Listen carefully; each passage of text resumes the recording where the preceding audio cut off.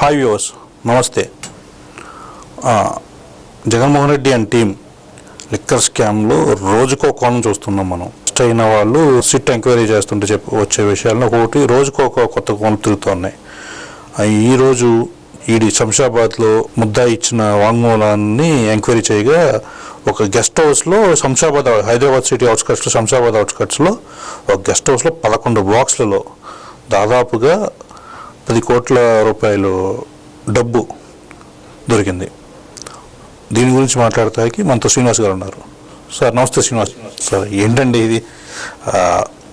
First ఇప్పటివరకు ఎంక్వైరీలో ఉన్నది, ఇప్పుడు ఇంకా దాడులు చేస్తుంటే ఒక్కొక్క A40గా ఉన్న వ్యక్తి చెప్తేనే 11 బాక్సులలో డబ్బు దొరికిందంటే ఇంకా జగన్మోహన్ రెడ్డి గారి దగ్గర నుంచి కింద మిథున్ రెడ్డి గారి వరకు మిగిలిన వీళ్ళ దగ్గర ఎంత ఫ్లో ఉందంటారు? యాక్చువల్గా ఇవి 12 పెట్టెల్లో 11 కోట్లు అండి. 11 కోట్లు అనేది ఏదైతే ఉందో అది వాళ్ళకి ఒక నెంబరు ఎప్పటికప్పుడు ఈ మధ్య రిపీట్ అవుతుంది. అది అనుకోకుండా 11 సీట్లలో పరిమితమైన వీళ్ళకి ఈ 11 ఎప్పుడు రిపీట్ అవుతున్న సందర్భం ఇది. సో ఏదైతే ఇప్పుడు పురుషోత్తం అరుణ్ కుమార్ అన్నాడో ఒక A40 అనుకుంటాను, అతను ఇచ్చిన వాంగ్మూలం ఇది. నేను శంషాబాద్ ఎయిర్పోర్ట్లో అతను దిగగానే పోలీస్ ఏదైతే సిట్ ఉందో అదుపులో తీసుకుంది. విచారణ చేపట్టినప్పుడు అతను మరో కీలకమైన విషయాన్ని ఇక్కడ చెప్పడంతో వెళ్ళి సిట్ అధికారులు అక్కడ సోదాలు చేస్తే దొరికిన సొత్తు అది అంటే అట్టపెట్టెలో.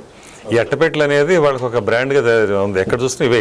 ఇంతకుముందు కూడా ఎక్కడో హైదరాబాద్లో ఒక అపార్ట్మెంట్లో కూడా ఇలాగే వాచ్మెన్ ఇంటర్వ్యూ చేస్తే అతను చెప్పాడు, ఇలా అట్టపెట్టెలు రోజు పొద్దున్న వస్తూ ఉంటాయి, సాయంకాలం మళ్ళీ వెళ్తూ ఉంటాయి అని. ఏంటని అడిగితే అందులో ఏంది ప్రభుత్వం ఫైల్స్ దాని గురించి అని ఏదో మా కట్టుగా చెప్పారు.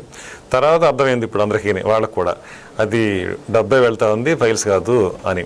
అంటే లోపలికి పొద్దున్న వెళ్ళటం, అది కౌంటింగ్ మెషిన్లో కౌంట్ అయిపోవటం, ఆ వివరాలన్నీ బయటికి డబ్బులు అలాగే ఈ వివరాలు ప్లస్ డబ్బులు ఎక్కడికి వెళ్ళాలి అక్కడ పంపించడం. ఇది ఎప్పుడు పని జరిగే ఒక ప్రాసెస్. సో ఎనీవే మొత్తానికైతే ఇప్పుడు 11 కోట్లని కాదులండి, ఇంకెంతకుముందు కూడా చాలా ఇలా బయటకు వచ్చినాయి కదా. అలా 3500 కోట్ల పైచీలకు ఇప్పటికే ఉన్న సందర్భంలో ఇదొక అంకం అంతే. ఇదొక ఎపిసోడ్ ఈ డైలీ సీరియల్లో. మరి రేపు ఇంకోటి వస్తే ఆ మన్నాడు ఇంకోటి వస్తాయి. ఇది కంటిన్యూ ప్రాసెస్ నడుస్తూనే ఉంది. ఇదంతా ఇంతే ఇప్పుడు వరకు తెలిసింది. ఎందుకంటే ఇప్పుడు 3500 కోట్లని నథింగ్ అంటున్నారు. ఎందుకంటే అది కేవలం ఒక బెదిరించి బ్రాండ్స్ని, ఏవైతే బ్రాండ్స్ని మెన్షన్ అవుతాయి మెయిన్ బ్రాండ్స్ నుంచి వాళ్ళ దగ్గర నుంచి తీసుకున్న కప్ప మాత్రమే ఇది. సో అదే ఇంత ఉందంటే అసలు వీళ్ళు డైరెక్ట్గా వీళ్ళే సారాయి కాసినట్టు కాసేసి ఇష్టానుసారంగా ఏదో బాటిల్లో పోసేసి ఏదో బ్రాండ్ అండ్ ఇచ్చేసి మరి చేసుకుంటున్న దాని దందా మీద అది ఇంకెంత వచ్చింది దానికి లెక్కపత్రం లేదు. సో ఇలా చూసుకుంటే ఇంతకుముందు 2024 ఎలక్షన్స్ ముందు పురంధరేశ్వరి గారు బీజేపీలో నుంచి ఆవిడ ఒక మాట చెప్పిందనమాట, 30 నుంచి 40 వేల కోట్లు ఇక్కడ అవినీతి జరిగింది, అక్రమాలు జరిగినాయి మద్య మాఫియాలో అని.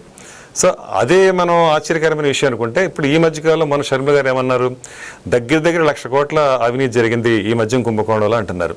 సో అంటే రోజుకొక కొత్త మలుపు, కొత్త కోణం కనిపిస్తుంది. ఈ దశలో మరి 1,00,000 కోట్లైనా ఇంకా ఉందా అని తవ్వే కొద్దీ తెలుస్తున్న విషయాలు. సో ఏదేమైనా కూడా ఒక్కొక్కటిగా బయటకు వస్తున్న విషయాలు మాత్రం విస్తుగొల్పటం ఉందండి. అందరికీ ముందు నుంచి తెలిసిందే. ఎప్పుడైతే ఇక డబ్బులు తీసుకుని మద్యం అమ్మడం అనేది ప్రారంభమైందో 5 ఏళ్ల క్రితం, అప్పుడే ప్రజలకు అర్థమైపోయింది ఈ డబ్బు ఎక్కడికి వెళ్తుంది అనేది. కానీ ప్రజల గొంతుగా ఎప్పుడూ వినిపించడానికి అవకాశం లేని సందర్భం అది.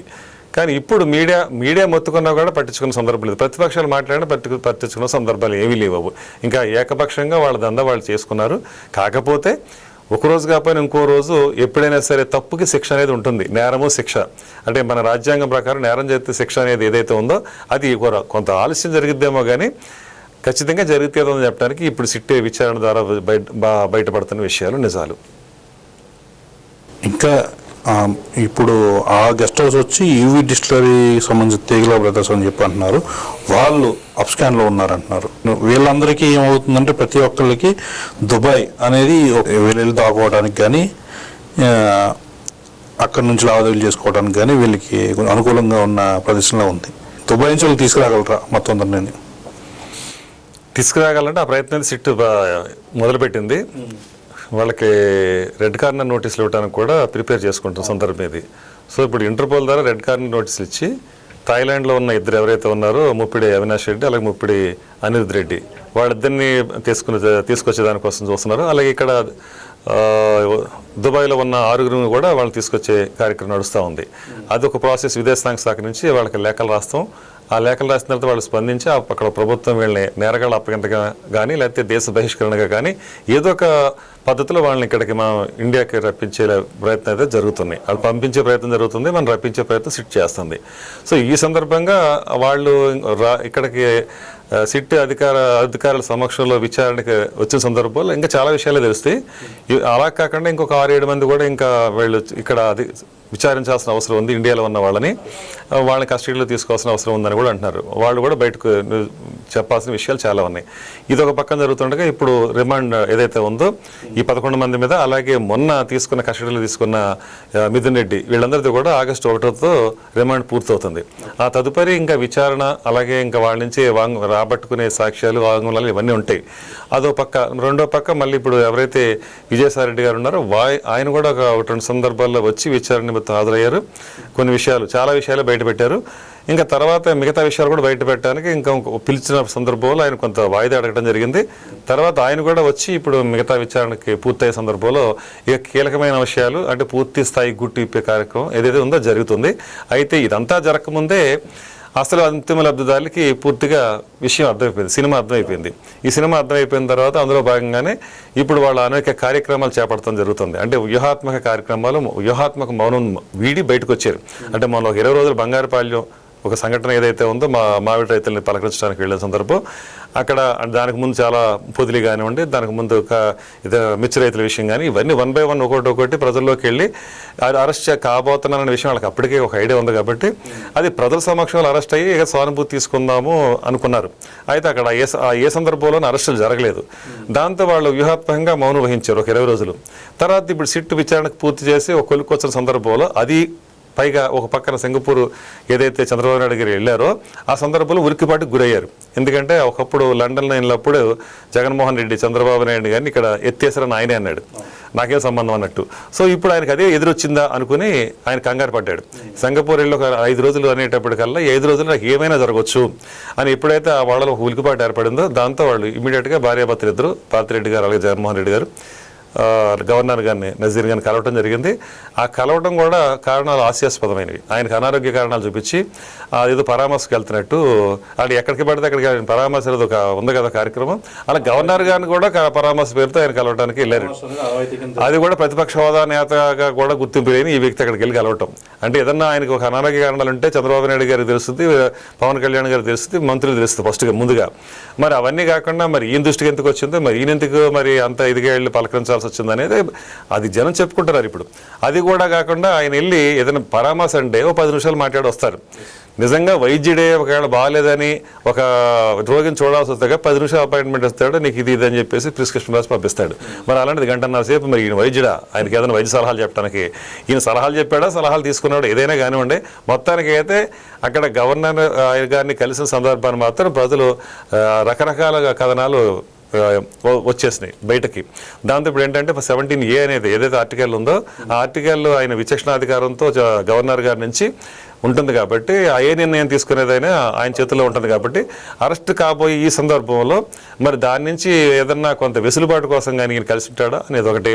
అలాగే ఈయన గోడుని మధ్యవర్తిత్వంగా ఈయన పెట్టుకుని ఎవరైతే గవర్నర్ గారు ఉన్నారో ఆయన కందరానికి వినిపించే ప్రయత్నం జరిగి ఉంటుందా అనేది ఒక ఊహాగానాలు ఇవన్నీ కూడా.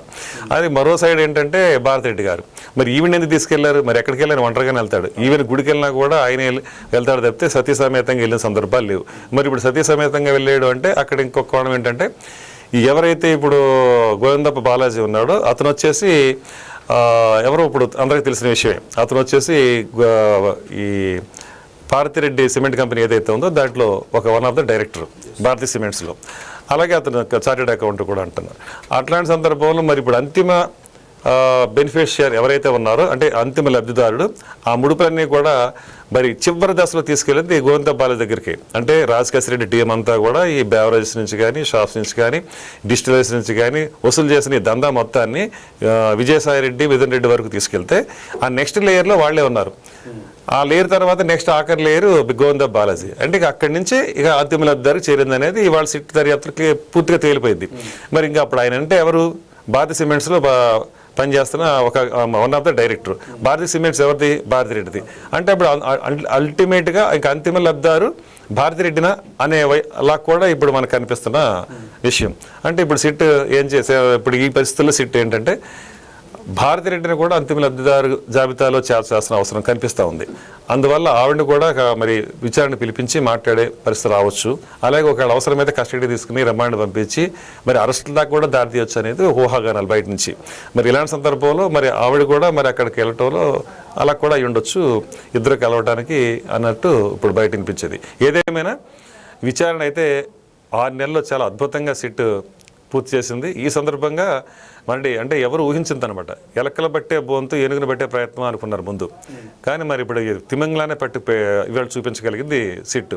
సో ఈ సందర్భంగా డెఫినెట్గా మరి 6 నెలల్లో చాలా పెద్ద ప్రోగ్రెస్ చూపించగలిగిన సిట్ అభినందిస్తున్నారు అందరూ. అందుకే ఇవాళ ఈ ఉలికిపాటు అంటే అన్ని ఆధారాలు బయటపడేటప్పటికల్లా ఇక ఈడీ కూడా రేపా మాప రంగంలో దిగుతుంది అనేది ఒక సమాచారం. ఇంకా దాంతోపాటు సిబిఐ కూడా వస్తారని అనుకుంటున్నారు. ఎందుకంటే 30,000 మంది ప్రాణాలు దాని గురించి పోయినాయి కాబట్టి దాని విచారణ జరపాల్సి ఉంటుంది. ఇవన్నీ దృష్టిలో పెట్టుకుని ఒక పక్క సిబిఐ మరో పక్క ఈడీ కూడా ఎంటర్ అయితే ఇక ఖచ్చితంగా ఇంకేముంది, ఇక అరెస్టులే ఉంటాయి. తర్వాత కోర్టులు, విచారణలు, జైలు శిక్షలు ఇవి జరగబోయే రేపటి పరిణామాలు. దానికోసం ప్రజలు కూడా ఆసక్తిగా ఎదురు చూస్తారు. ఎందుకంటే ఇన్ని వేల కోట్ల కుంభకోణాన్ని జరిగిన తర్వాత ఎవరైతే దోషులు ఉన్నారో వాళ్ళు శిక్షించబడాలనేది ప్రజా అభిప్రాయం. చూద్దామండి, ఇంకా మనం ఈ ఎంక్వైరీ పూర్తయ్యి మొత్తం అంతా కేసు ఫైనల్కి వచ్చేటప్పటికి ఎంతవరకు దారి తీస్తుందో అంతవే చూద్దాం. నమస్తే. నమస్కారం.